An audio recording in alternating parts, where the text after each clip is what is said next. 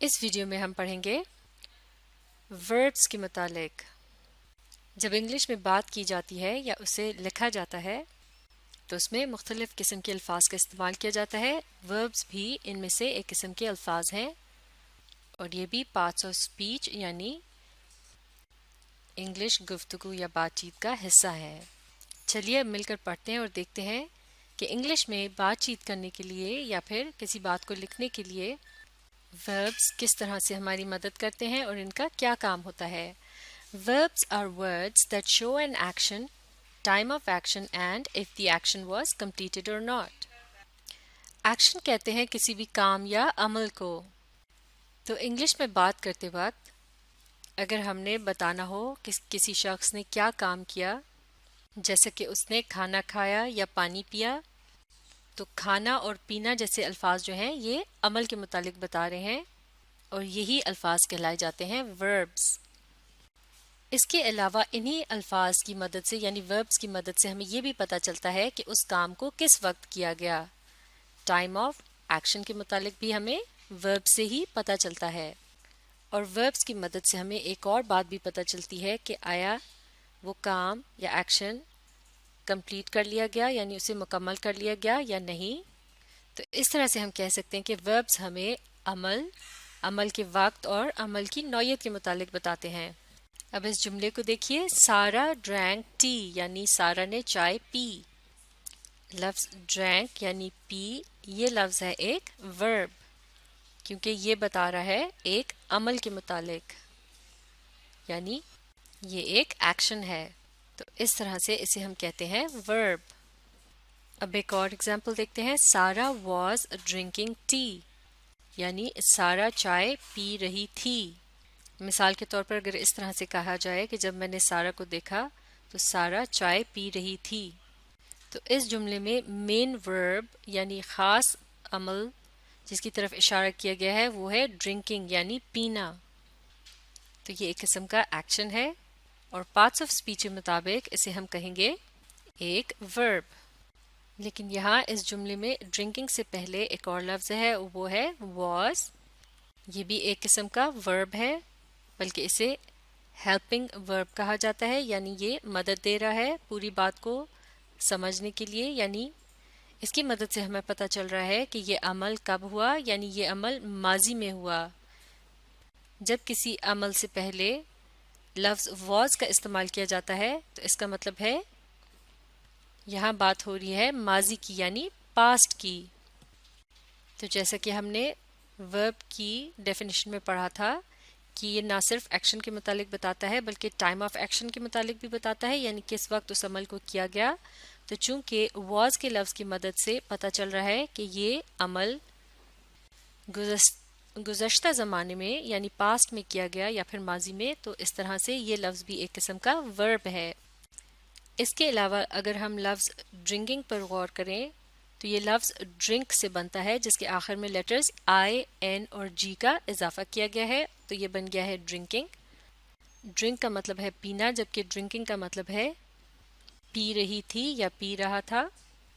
اس کا مطلب یہ ہوا کہ لیٹرز آئی این جی کا اضافہ کرنے سے اب ہمارے پاس ایک ایسا لفظ آ گیا ہے جس کی مدد سے ہمیں یہ پتہ چل رہا ہے کہ ایک ایسے عمل کے متعلق بات ہو رہی ہے یا ایسے کام کے متعلق بات ہو رہی ہے جو جاری رہا یعنی جس وقت اس عمل کو کرتے ہوئے دیکھا گیا تو یہ ابھی پوری طرح سے مکمل نہیں تھا بلکہ اس عمل کو کیا جا رہا تھا. تو اس طرح سے اب ہم یہ بات سمجھ سکتے ہیں کہ کس طرح سے وربز جو ہیں وہ ہمیں اس بات کا بھی بتاتے ہیں کہ آیا کوئی کام مکمل ہوا یا نہیں یا پھر وہ جاری تھا. جیسا کہ اس ایگزامپل میں بتایا گیا ہے، سارا واز ڈرنکنگ ٹی یعنی سارا چائے پی رہی تھی. تو یہ عمل سارا کر رہی تھی پاسٹ میں یعنی ماضی میں اور جس وقت اس کو یہ عمل کرتے ہوئے دیکھا گیا تو یہ عمل ابھی جاری تھا یعنی پوری طرح سے مکمل نہیں ہوا تھا.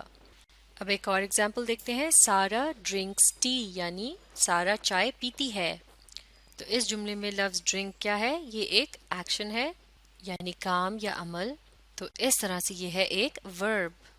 تو لفظ ڈرنکس بنا ہے لفظ ڈرنک سے اور اس کے آخر میں لیٹر ایس کا اضافہ کرنے سے یہ بن جاتا ہے ڈرنکس. تو اس طرح سے اس کا مطلب بدل جاتا ہے. ڈرنک کا مطلب ہے پینا، جبکہ ڈرنکس کا مطلب پیتی ہے یا پیتا ہے. تو اب اس جملے کو پڑھنے کے بعد ہمیں اس بات کا بھی اندازہ ہو رہا ہے لفظ ڈرنکس کی مدد سے کہ یہ کام سارا اکثر کرتی ہے. جیسا کہ ہم کہہ سکتے ہیں کہ سارا جب بھی کام سے گھر واپس آتی ہے تو وہ چائے پیتی ہے، یا پھر جب بھی سارا تھک جاتی ہے تو وہ چائے پیتی ہے. اور اگر سارا آپ کے سامنے موجود ہو اور وہ اس وقت چائے پی رہی ہو تو آپ کہیں گے سارا از ڈرنکنگ ٹی، یعنی سارا چائے پی رہی ہے.